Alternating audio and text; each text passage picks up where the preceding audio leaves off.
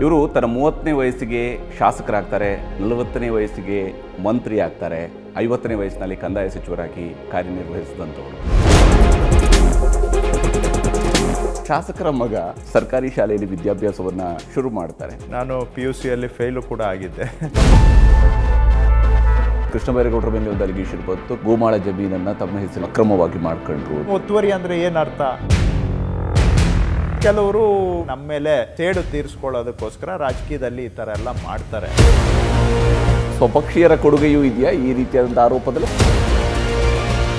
ಒತ್ತುವರಿದಾರರಾಗಿದ್ದಂಥವರು ಬಾಂಗ್ಲಾ ವಲಸಿಗರು ಬಂತು, ಹೆಚ್ಚಾಗಿ ಮುಸಲ್ಮಾನರಿದ್ದಾರೆ ಬಂತು. ಇಲ್ಲಿ ಧರ್ಮದ ಆಧಾರಿತವಾದಂತಹ ನಿರಾಶ್ರಿತರ ಕಾಳಜಿ ಅನ್ನುವಂಥದ್ದು ಇದೆಯಾ? ಬಡವ್ರಿಗೆ ಅನ್ಯಾಯ ಆಗೋಯ್ತು, ಬಡವ್ರನ್ನ ಎತ್ತಿ ಬೀದಿಗೆ ಹಾಕ್ಬಿಟ್ರು ಅಂತ ಮಾತಾಡೋರು ಇದ್ದಾರೆ.